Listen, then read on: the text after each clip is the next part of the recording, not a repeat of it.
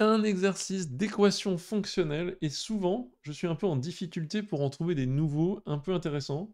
Donc celui-ci, ce qui est pas mal, c'est que c'est une équation fonctionnelle où il faut un peu réfléchir différemment des autres classiques d'équations fonctionnelles. Il m'a plu, il y a un petit aspect de démonstration. Il est en plus assez simple dans l'idée, enfin pas simple, mais il est assez guidé, donc ça peut être une bonne intro aux équations fonctionnelles pour ceux qui n'ont pas l'habitude. Il n'est pas juste voici une équation, débrouillez-vous pour trouver f. Il y a un peu un guidage et une démarche assez particulière. Donc j'ai apprécié. Je me suis dit que ça serait intéressant pour tout le monde de voir un petit corrigé de ça.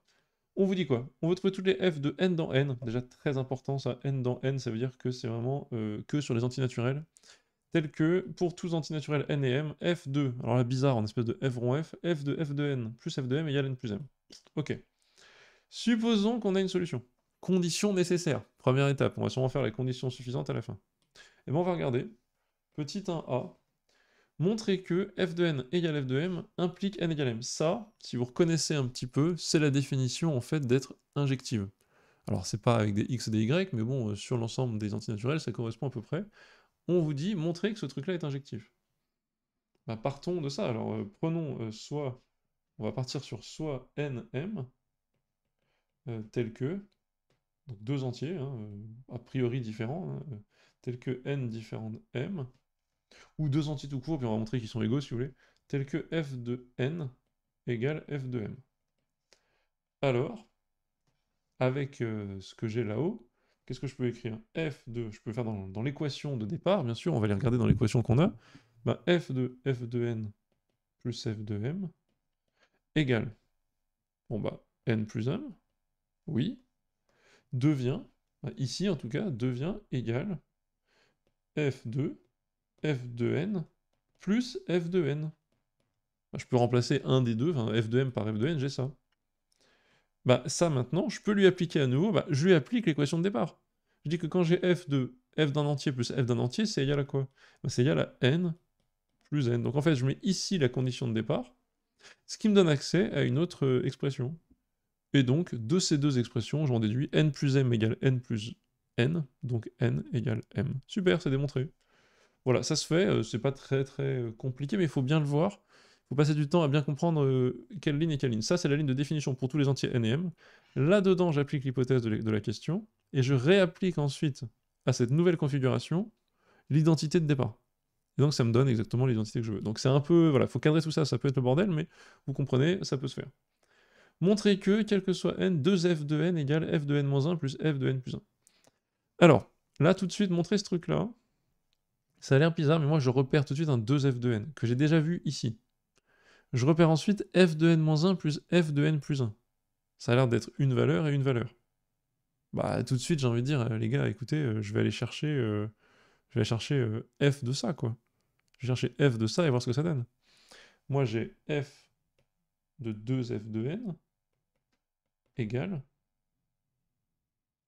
ben, comment dire, f de n plus f de n égale 2n. Ensuite, j'ai f, donc je prends l'autre côté, de n, f de n-1 plus f de n plus 1. Donc je prends f de chaque côté de l'égalité qu'on me demande de démontrer. Je prends f de ça et f de ça, et puis je vois ce que ça donne. Ben ça, par définition, ça fait n-1 plus n plus 1 égale 2n. Donc, j'ai démontré que f de 2f de n est égal à f de n-1 plus f de n plus 1. Donc on demande de montrer l'égalité entre deux réels, ok, et moi j'ai montré que les images de ces réels sont égales. Mais ça, tout de suite, vous voyez, il faut réagir assez vite. Là, c'est un de ces réflexes importants. Regardez ce qui a déjà été fait. Si les images sont les mêmes, les antécédents sont les mêmes. On l'a déjà utilisé avec la A. Enfin, on a déjà démontré en A. Donc avec la A, j'en déduis que 2f de n égale f de n-1 plus f de n plus 1. Excellent. Maintenant, regardons un peu la suite. Question C et D, ça va aller ensemble. On a l'impression que c'est les mêmes. Montrer qu'il existe A et B tel que ça, puis montrer que ça. Quelle est la différence? En fait, la subtilité, c'est qu'ici, on veut montrer qu'il existe A et B tel que... Hop, hop, hop, on retraduit. C'est pour n égale 0 et n égale 1. Donc attends, je vais vous montrer que f... Oula, on voit rien. Je vais vous montrer que f de 0 égale... je sais pas si vous voyez bien ce que j'écris, donc je vais peut-être écrire en bleu. hop, f de 0 égale b. Et on me demande ensuite d'écrire que f de 1 égale a plus b. Voilà ce qu'on me demande de démontrer. Bah en fait, en ayant écrit ça, j'y suis, moi. Pourquoi? Donc j'écris. Petit c. On veut f de 0 égale b, f de 1 égale a plus b. Bah, soit b égale f de 0. Par définition, f va de n dans n. Appartient à grand N, et donc ce qu'on veut démontrer, c'est qu'il existe deux entiers naturels. Enfin, deux entiers, pas naturels, pardon, deux entiers, comment on appelle ça? Tout court, relatif. Bah moi je dis, je pose b égale f de 0. Ah bah dans ce cas, j'ai bien f de 0 égale b. Bah oui, il existe cet entier, vous voyez. Bon. Ça c'est ce que je veux, c'est entre parenthèses. Moi je pose b égale f de 0, et je pose a égale, bah, f de 1, j'isole, moins f de 0. Appartient bien à z.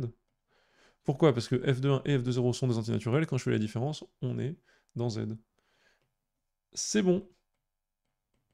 J'ai bien trouvé deux entiers naturels tels que on vérifie ces deux conditions.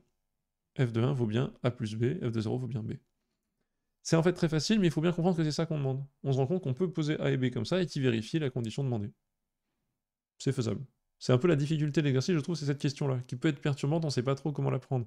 On veut montrer l'existence de A et B, il se trouve que par la nature même de F, les images de F sont des entiers, donc c'est bon, on peut juste poser ces deux trucs-là. Enfin, en tout cas, celui-ci, puis la différence pour le A. Maintenant, montrer ça.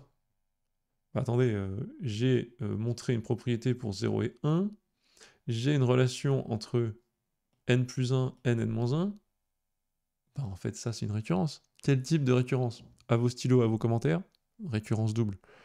J'ai une initialisation à deux étapes, enfin, c'est bon, j'ai le 0 et le 1 qui sont vrais, et on me demande de montrer ça. Par récurrence, ça va être trivial. Par récurrence, on va le faire tout de suite, hein, c'est une récurrence, petit d, récurrence double, ok, récurrence double, P de n, F de n égale AN plus B. Initialisation init, CF, la question C. Hérédité, on est parti.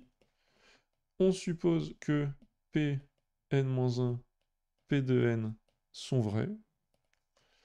On a F de n plus 1 égale, et ça c'est avec la question B, avec la question B dans la propriété qui est que F de n plus 1 égale 2 F de n moins F de n moins 1 égale, j'applique tout de suite la propriété P de n, 2 à n plus B, moins P de n moins 1, j'applique, A, n moins 1 plus B. La propriété est vraie pour n et n moins 1, donc je peux remplacer Fn moins 1 par son expression avec n moins 1 ici, et Fn par ça. Je fais la différence et j'espère que ça fonctionne. J'ai 2 AN moins AN, il en reste 1. Et ensuite j'ai 2B moins B, ok, donc B plus B à la fin, moins plus A. C'est parfait, c'est exactement ce qu'on voulait. Ça fait bien A, n plus 1, plus B. C'est donc démontré par récurrence. Bon, il faut faire une petite phrase de conclusion, vous avez compris, je ne vais pas vous prendre le temps. Ce qu'il faut comprendre, c'est que le raisonnement sous-jacent est hérédité, ici, enfin initialisation, pardon, ici hérédité, et en fait c'était une récurrence tout du long. Conclusion, montrer que, enfin pas conclusion, pardon, petit e, montrer que f de n est en fait égal à n. On va regarder, et en fait là, tout de suite, moi j'ai an plus b, bon ok, en fait on va mettre ça là-haut. On va regarder tout de suite dans l'expression.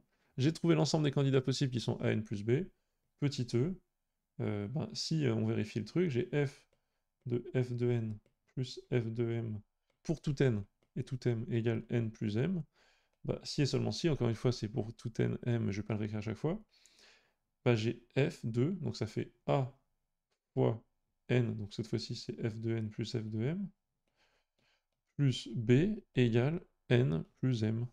Or je peux réappliquer, ça fait a facteur de an plus b plus am plus b doit être égal à n plus m, et ça c'est quel que soit n et m toujours.